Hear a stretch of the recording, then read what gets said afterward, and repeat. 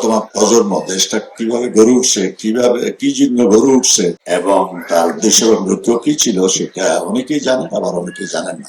আমরা পশ্চিম পাকিস্তান থেকে দেশটা স্বাধীন করেছিলাম যে একটা সুন্দর মানুষের জন্য একটা সুষম এবং বসবাসযোগ্য এবং বৈষম্যহীন একটা সমাজ ব্যবস্থা তৈরি করার জন্য। এখানে আমরা অনেক ব্যাপারে আমরা সফল হয়েছি এবং আমাদের কিছু ব্যর্থতা আছে। এই ব্যর্থতা গুলোকে অতিক্রম করার জন্যই আমাদের নিরন্তর সংগ্রাম এবং আমাদের এই সাংস্কৃতিক কর্মকাণ্ড এবং অন্যান্য কর্মকাণ্ড তারই অংশ। মানুষ গাছ পাথরের মতো বেঁচে থাকতে পারে না, তার বিকাশ এবং তার সৌন্দর্যের প্রকাশ, চিন্তা, মনন, মানসিকতা সবগুলোর বিকাশের জন্য সংস্কৃতি চর্চা দরকার। আমাদের কবি রবীন্দ্রনাথ ঠাকুর একবার লিখেছিলেন, কমল হীরের পাথরটাকে বলি আমরা বিদ্যে, এবং তার থেকে যা টিকরে পড়ে সেটাই হলো সংস্কৃতি। আসলে বিদ্যার যে জ্যোতি, জ্ঞানের যে জ্যোতি, সেটাই সংস্কৃতি। যদি বিদ্যা থাকে তাহলে তার স্ফুরণ না থাকে, তার জ্যোতি না থাকে, সেই বিদ্যা খুব একটা কাজে আসে। মনে করেন আমাদের মাটির নিচে কয়লা আছে যেটা আমরা উত্তোলন করতে পারতেছি না, কাজে লাগাইতে পারতেছি না, কিন্তু সম্পদ আছে। সম্পদের যদি ব্যবহার না হয়, সম্পদ যদি আমাদের সামনে না আসে, সেই সম্পদ যদি আমাদেরকে কিছু কন্ট্রিবিউট করতে না পারে, তাহলে এই সম্পদের মূল্য আসলে আমাদের কাছে নাই।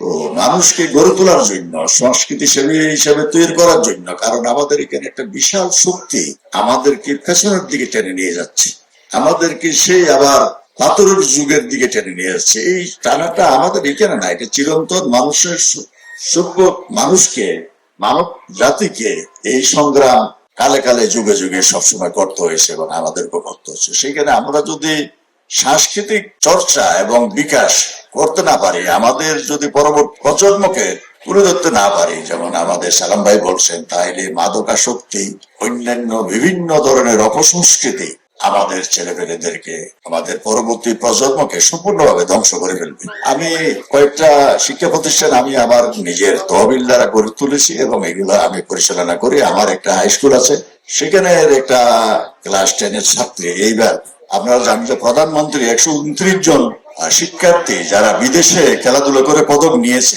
তাদেরকে উনি অনুদান দিয়েছেন।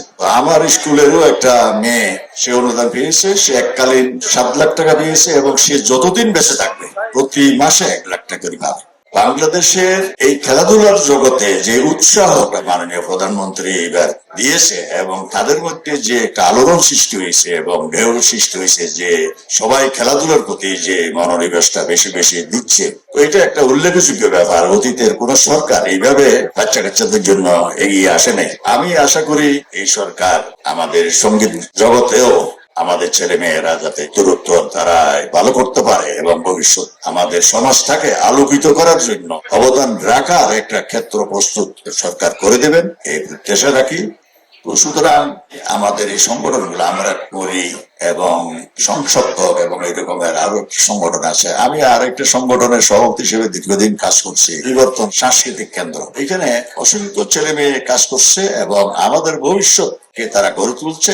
আমাদের ভিতরেও সান্ত্বনা যে না, সবকিছু শেষ হয়ে যায় না, আমাদের ভবিষ্যৎ আছে। এই জন্য আবার সাংস্কৃতিক মন্ডলের সবাইকে ধন্যবাদ জানাচ্ছি।